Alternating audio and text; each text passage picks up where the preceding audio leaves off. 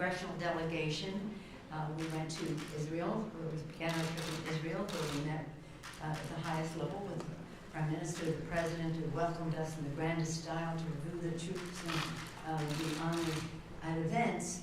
But a really important part were our conversations about our unanimous view within our Hodel of support for the two-state solution. When we met with the Palestinian government under the leadership of Palestinian Authority and the leadership of President Abbas, we delivered the same message, a message of peace and two-state solution. We went on to Munich, of course, this week. When we planned this trip, it was not a trip that was planned in the backdrop of an imminent invasion of Ukraine. That became obviously the centerpiece of the Munich Security Conference. Many of us have gone to that conference over the years to talk about security, economy, and how that relates to security, and governance, and how that relates to security. In fact, those three things, security, economy, and governance, are the purpose of any foreign travel of members of Congress. The Munich conference, it gives us a distilled way to see so many leaders from so many countries on this subject. And at this time, of course, the focus was Ukraine. We had more than one delegation, but around 40 members of Congress, House and Senate, Democrats and Republicans, all united in our support for the transatlantic alliance, NATO, all of us united in being there to remove all doubt in Putin or anyone else's mind that we were acting as one. And of course, that would have been our message with or without Ukraine. Ukraine made it even more so, because now we're talking about sanctions and the rest.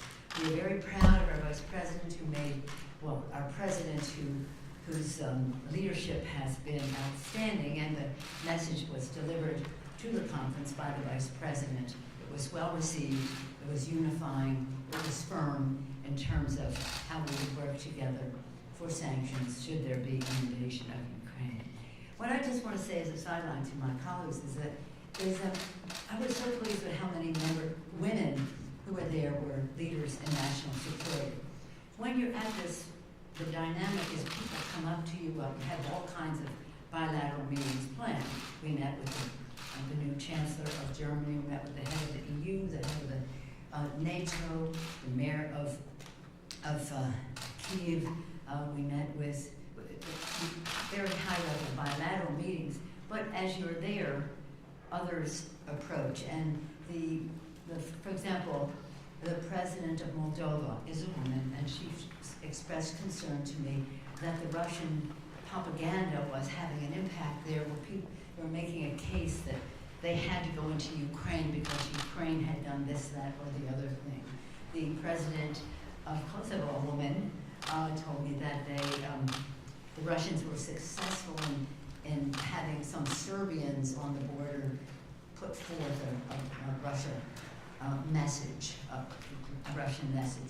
Both the foreign minister and the defense minister of Canada are women. We share some thoughts about what's going on in Canada right now. The foreign minister of Germany is spectacular, a woman, and she was here recently, and so we renewed that friendship there, as well as meeting before we left with the foreign minister, foreign secretary of the UK. I would just say that because there's a lot of informal contact that reinforces, first of all, the need.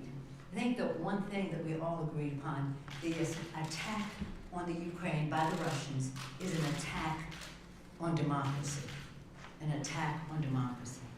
And our final visit was to the UK. We met with Boris Johnson, but our host was the Speaker of the House of Commons, with a great welcome to the House of Commons, which is unusual, they tell me, and then a formal luncheon where we could interact with members of Parliament of all levels and all parties. Well, they don't have that many parties, but the fact is they were very united. every place we went, that people were united in opposition to what was happening, of course, in Ukraine, but more importantly, in what we needed to do about that. You know, we talk traditionally about the issues of security, economy, and governance. In recent years, of course, the climate issue was an issue in all of those categories, and so is COVID. So that was part of our conversation. We did meet with the head of the World Health Organization and got up to date on how we saw things globally. And again, in every place we went, that the COVID challenge is part of our discussion. So it was intensely busy, and we were magnificently served. You've seen the list of members. They are mostly from our security committees: Adam Schiff, Intelligence; Adam Smith, Armed Services; Ted Deutsch, Foreign Affairs; Barbara Lee, Appropriate. Well, let me come back to Barbara and Betty McCollum. Jim Himes, Intelligence; Bill Keating, Foreign Affairs and Armed Services; Sean Patrick Maloney, Intelligence; Eric Swalwell, Intelligence and Homeland Security; Runa Gallego, Armed Services; Seth Moulton, Armed Services; Ro Khanna, Armed Services; Andy Kim, Armed Services, and Foreign Policy. But when you're having these discussions, that relates to the Appropriations Committee. And Betty McCollum, the chair of the Defense Subcommittee, was really a very important participant in the conversations about our support for the defense of Ukraine, and Barbara Lee, in terms of her committee, the Foreign Ops, State Foreign Ops Committee, in terms of, well, she'll talk about it, but she was in great demand because of whether it was about refugees or whether it was about humanitarian assistance or whether it was about the loan guarantees, and the list goes on. So again, we were well served by the leadership, knowledge, and commitment of our participants. And all of them were not in every country, but mostly they were. It's stunning to see, in this day and age, a tyrant roll into a country. This is the same tyrant who attacked our democracy in 2016. This is the same tyrant who is opposed to democracy and wants to minimize, trivialize it, to downgrade it in the eyes of the Russian people. One other person I met there who was so courageous was Svetlana. We just called her Svetlana. You know, she was the wife of a person who ran for president in Belarus. She's escaped. Her husband is in prison. But she had a movement in Belarus, largely women, but not just women. And the people turned out by the hundreds of thousands. And then the president of Belarus declared himself the winner of the election. But the desire for democracy is alive and well in the Ukraine. Many of us who have visited there can attest to that. So the people of Ukraine, although it's not a Article 5 country, we will not have boots on the ground, know that we are with them, not only in spirit, but materially in terms of meeting their needs and just heralding their message with gratitude for the defense that the people of Ukraine are making for democracy. As I mentioned, underlying all of this were our meetings with heads of station in all of the countries that we were in about the intelligence of what was going on, what they knew about a range of subjects that are central to our national security. We were very pleased to have on the trip the chairman of the Intelligence Committee, Adam Schiff. Adam, you want to share some of your views of what you saw there? Excuse me. And thank you for your leadership. Thank you, Madam Speaker. Today, Russia has again invaded Ukraine. As the Speaker said, it is a stunning fact that in this century we once again see a despotic regime trying to remake the map of Europe by dint of military force. Because of the courageous actions of Ukrainians, the courageous forbearance of the Ukraine not to rise to Russian provocation, and because of, I think, the very shrewd declassification of intelligence by our president, by our allies. It stripped away any Russian pretext and laid bare for the world to see that this Russian invasion of Ukraine is nothing more than naked aggression by Vladimir Putin. Putin is terrified by the prospect of a democracy at his border, a democracy giving an example to the Russian people of the kind of life and economy they might enjoy if they cast aside their own autocrat. This is, I think, one of the preeminent motivations of Vladimir Putin. Set aside the nonsense he puts out about Ukraine not being a real country. That is nothing but a Kremlin lie. This is about Vladimir Putin's desire for his own personal and national aggrandizement at the expense of his neighbor, and it's about his fear of a successful democracy providing an example to his own countrymen. I was very encouraged by what we saw in Munich. I was there with the speaker 2 years ago, and the theme of the conference 2 years ago was whether the West was a coherent whole, whether the West was essentially relevant as a coherent body of nations. And there was no question about that this year. Putin brought NATO together in a way I don't think we have seen in quite some time.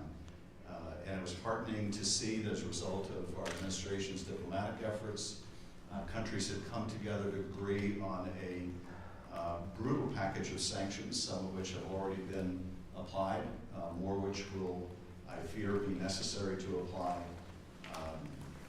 Among the most significant of steps was the step announced also by the German Chancellor.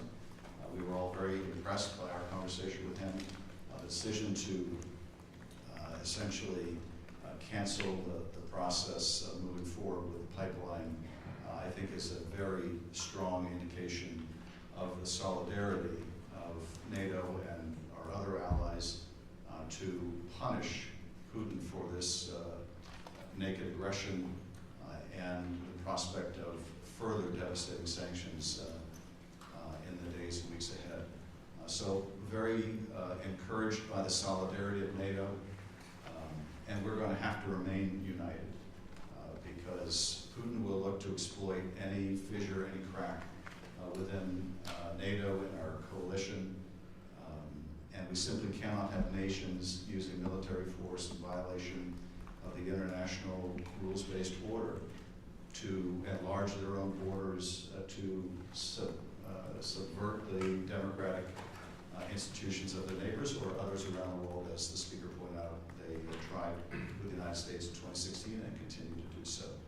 And thank you, Madam Speaker, for leading a remarkable cookout. Thank you very much. First of all, thank you, Speaker Pelosi, for, and I just have to say this, for being such a global leader. And we were able and privileged to witness you on the global stage. So it was quite amazing, and thank you for putting together such a diverse grouping of members from a variety of committees for this congressional delegation. Our congressional delegation, of course, we went to the Munich Security Summit to make clear that we remain fully committed to maintaining the unity with our European allies, as we now witness as it relates to how democracies around the world are under attack, specifically with Ukraine now. The Congress continues to address the domestic threats to our democracy, such as, but not limited to, campaigns of mis- and disinformation. And we remain unified in addressing threats to democracies around the world. And we see this unity in our efforts to prevent Russia from invading Ukraine through robust diplomatic initiatives, but we all know that authoritarian regimes around the world will stop at nothing to dismantle democratic values, and nobody is exempt, no country is exempt, including the United States. I was struck by what was written on the back of the chairs during the general session. The wording was peace through dialogue. All of our European allies embraced that notion throughout the entire conference. In each of our meetings, the threat was discussed as well as the need to invest in and prioritize the role of diplomacy in seeking security and peace.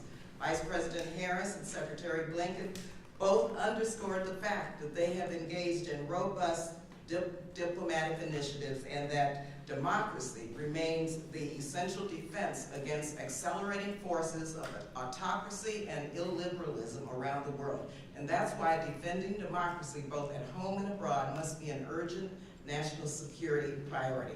Madam Speaker mentioned the fact that I do chair the House Appropriations Subcommittee on State and Foreign Operations, which oversees many of the resources to assist the Ukrainian people through this crisis. This includes economic assistance to Ukraine, including loan guarantees.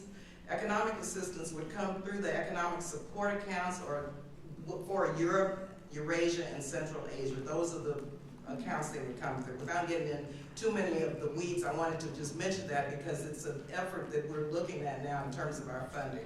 Also, it includes humanitarian funds, including funding for refugees, God forbid, and for those internally displaced by conflict.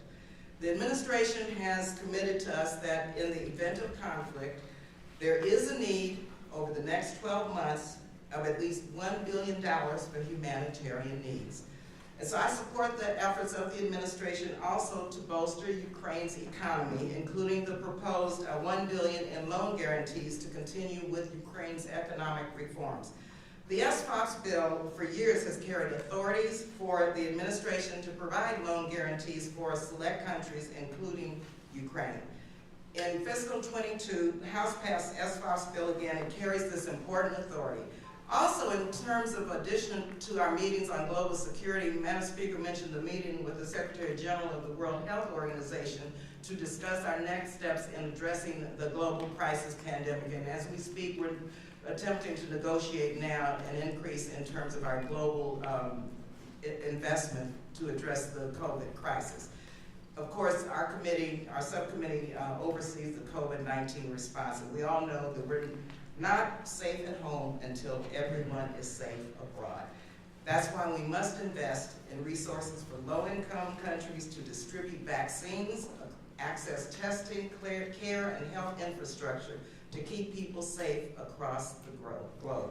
And so yes, this was an incredible, productive delegation, and I want to thank Speaker Pelosi once again for organizing it in such an impressive manner with such an impressive team. Thank you again, Speaker Pelosi.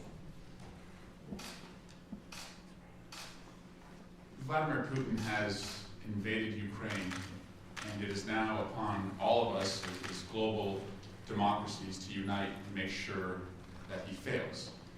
Like a boa constructor, he has encircled the country, essentially, with troops on nearly all sides.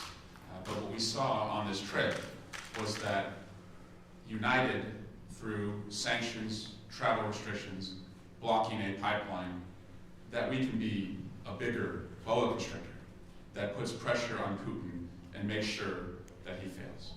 We also saw on center stage that U.S. leadership in Europe with NATO is back. And it was truly a privilege to see the way that our speaker was received in Israel at the security conference where she spoke and was a panelist, and in the United Kingdom. Also, we saw Secretary Blinken and Vice President Harris address the security conference to show our resolve, our leadership on the world stage, to first seek diplomacy, and then once that has failed through Russia's actions, to unite the world, not just within Europe, but we're seeing alliances outside of Europe seek to make sure that Vladimir Putin fails. And we will continue to do that, and we must also, here at home, build a sentiment among the American people that they understand why it's so important that we hold Russia accountable. But I was also struck when we met with the labor leader in London, and we met with the Prime Minister in London, that they were absolutely aligned in making sure that Putin failed, despite all of their differences within the country. And there are a lot of differences there, just as there are differences here. In contrast to what we have seen here at home, the two parties there are aligned, and that must also be the case here in America. Finally, there are a lot of experiences I'll never forget on this trip, but one evening, Congressman Gallego and Moulton and I shared a meal with a young member of the Ukrainian Rada. She told us that At a young age, she ran for her parliament, believed in her country, joined President Zelensky's party, and wanted to make sure that what had happened in 2014 would not happen again. The three of us, who had also at one point in our careers been young public servants, certainly saw ourselves in her and told her that we will go home and make sure that our constituents see themselves in Ukrainians. And you can't help but talk to somebody who still believes that their country has a right to sovereignty and ask the question, what is our democracy worth if we're not able and willing to stand against an invasion of another democracy? And that was what was on display in every country that we went to. And now, here at home, that's the leadership we must show to unite ourselves as a country and also to unite our alliances across the globe. Thank you. Thank you very much. I know that you all had individual meetings with some people who are very courageous, but in Ukraine, still fighting for democracy there. What was interesting was to see the heads of state with whom we had interactions as well, of countries, newer members of NATO, and the concern that they have, what's next for Putin if he were to be successful in the Ukraine. I had the privilege of sitting next to the President of Latvia for most of the plenary sessions, and that others there were very concerned about what would be next. I introduced some of you to some of the leadership of well, if you look at the map and you see Hungary, and you see how it is encircled, Russia, Belarus, Crimea, which they have taken over but had, it's still a danger now to Ukraine. And then you see Poland and Romania and all of those countries just abutting that's Russian influence. A lot of people talked about Sudetenland and how this resembled something that people thought, well, it's just that, and it isn't just that. I'm going to just close by saying this. I had the privilege of going with President Clinton. He invited 4 members of Congress, House and Senate, Democratic and Republican. The Senate Democrat was Senator Joe Biden. And we went to the expansion of NATO meeting in Paris. And it was all of the heads of state of the then NATO countries who spoke. And it was so beautiful because they all spoke in such a positive way about NATO. We thought like we were NATO and they were also NATO, but they had ownership and agency and just possession of the NATO possibilities. The representative of Russia who was there was Boris Yeltsin, and he was very ebullient as he was. When you're too young to remember how ebullient he was, but he was welcoming to what was called it was the expansion. We had supported in our own country, the Baltic states, Poland, other countries becoming what was called the Partnership for Peace. And it included many of the countries. And now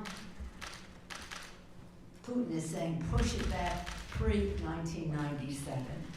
Don't ever try to add another country and remove the weapons out of Eastern Europe. That's what he wanted. No, that was not going to happen. So as Barbara, as all of our colleagues have mentioned, diplomacy, deterrence, diplomacy to stop what is going on, should he see the light at some point.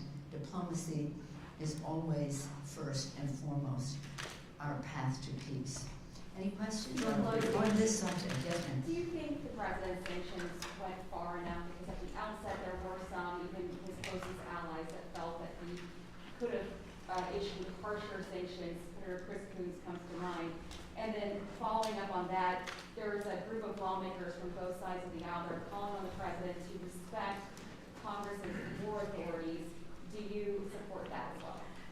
I certainly support that, but I don't think those two things are related. Okay. The fact is, the President of the United States, by executive order, has the power to exercise to impose the sanctions. We understand this. We are not in this alone.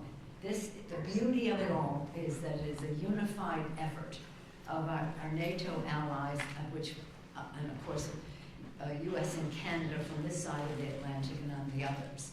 The steps that the president is taking are appropriate.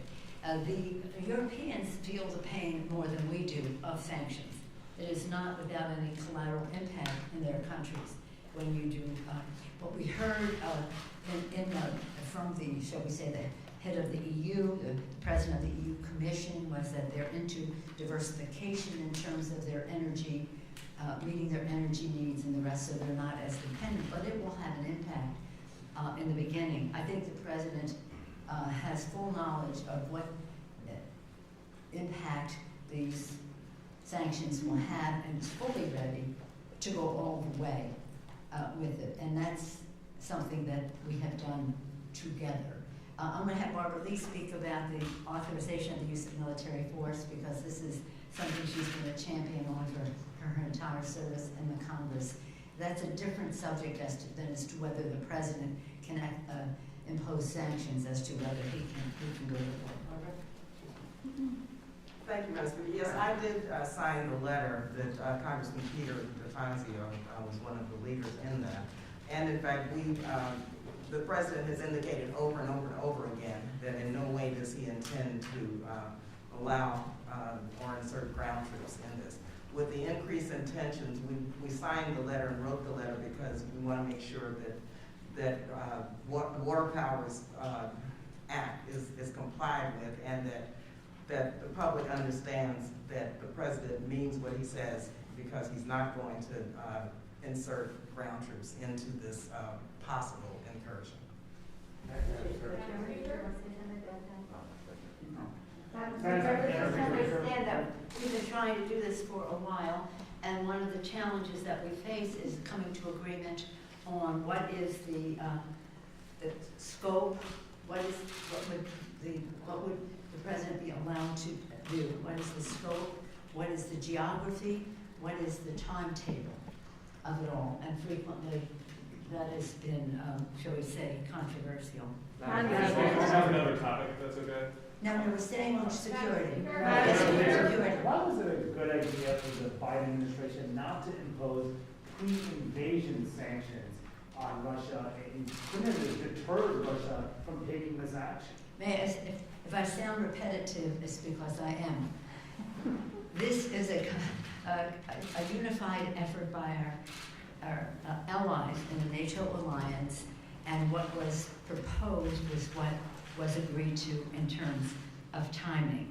There are, arguments about to go in. Well, what's the leverage once they go in, about how you exercise that.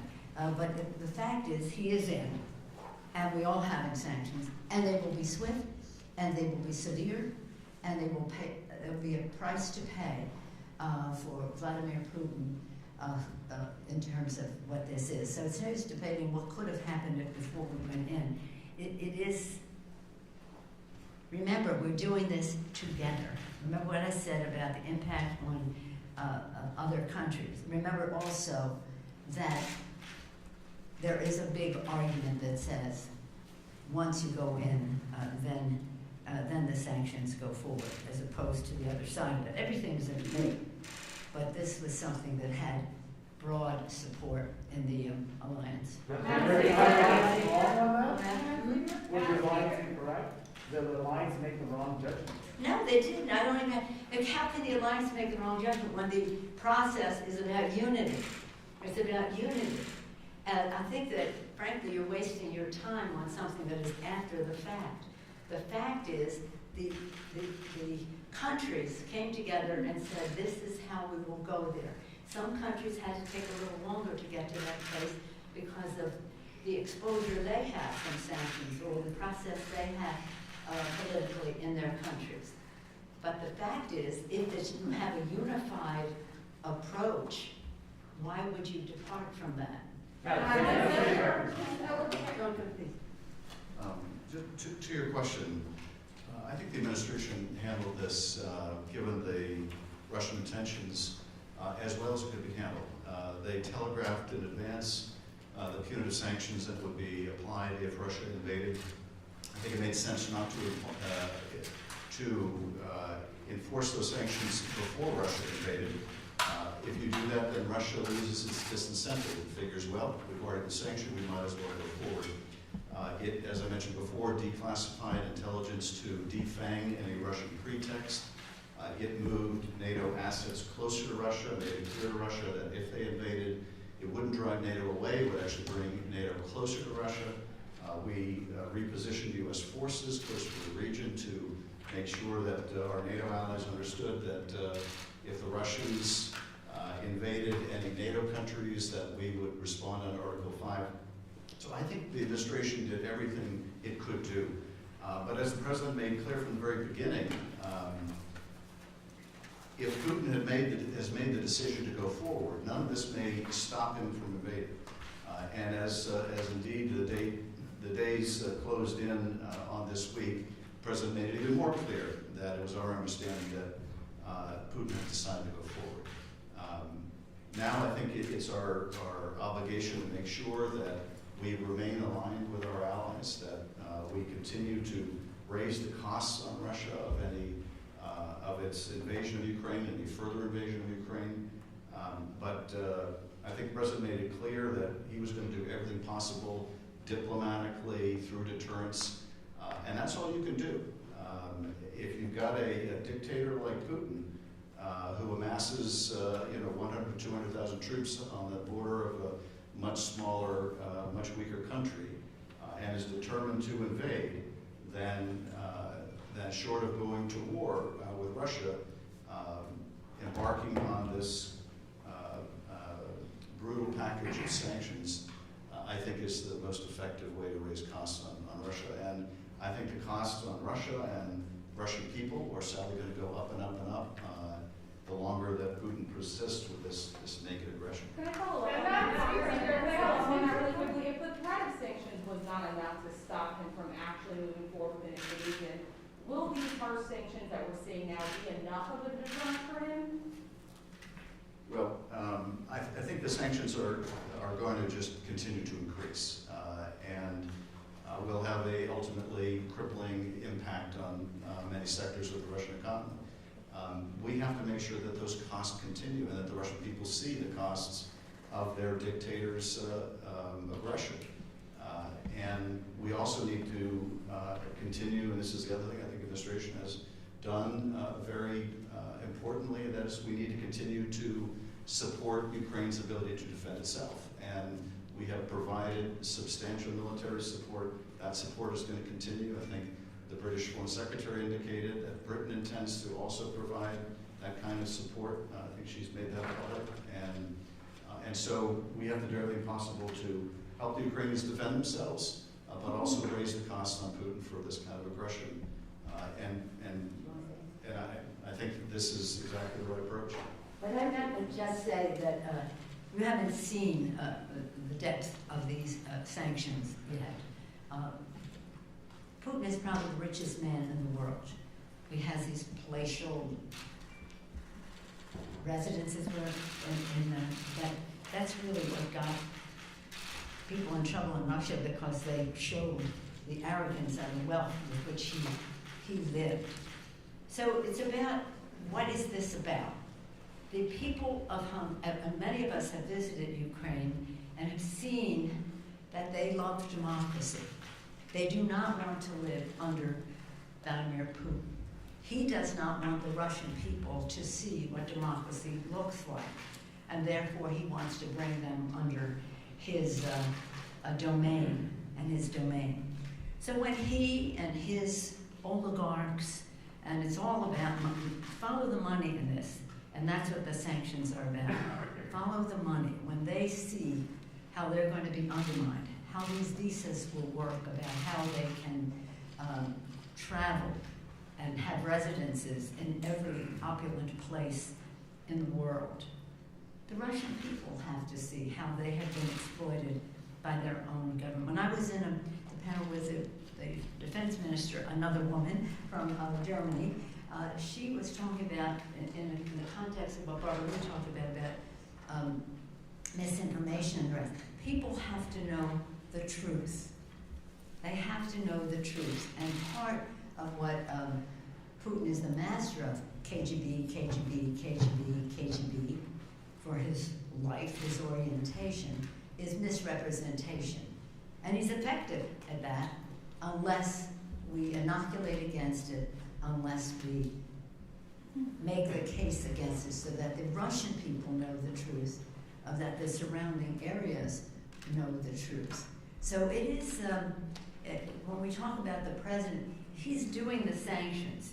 He has a full picture of all this. I said he was present there the day of the expansion of NATO. I saw the respect he commanded then, and that was 1997, by the heads of state of all of those countries. And of course that has only grown over time by his leadership, but also the expansion of NATO. I think we're very well served. Respect his judgment. And again, it's not just about when you do the sanctions or how you support the people. It's about how the world views what Putin is doing. This is a very evil move on the part of Vladimir Putin. He's a KGB guy who happens to be probably the richest man in the world because of his exploitation of his own people that he doesn't want them to know about, and uses excuses like, it's changed. Every time you hear him say, well, they're part of us, that's who we are, they should be us. Now they're saying, well, we have to go in because they want to be part of NATO. This, my friends, is our moment. This is the Sudetenland. That's what people were saying there.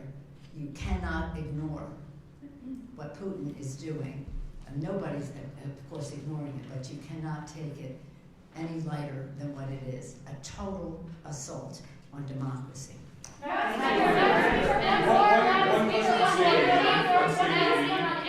On State of the Union, you had pretty unique security challenges through the last couple State of the Unions. We had insurrection, COVID. This year there's talk of these trucker protests.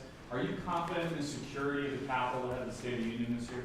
Well, again, this is in the realm of the police. It's my understanding when we arrived here last night that the chief of police had called for the National Guard to be present leading up to and around the time of the State of the Union, that they have a good handle on what the expectation is. Some of it won't even come until after the State of the Union, but no, I feel confident. Now, I don't have, people said, oh, don't let them put up a fence. That's not my call.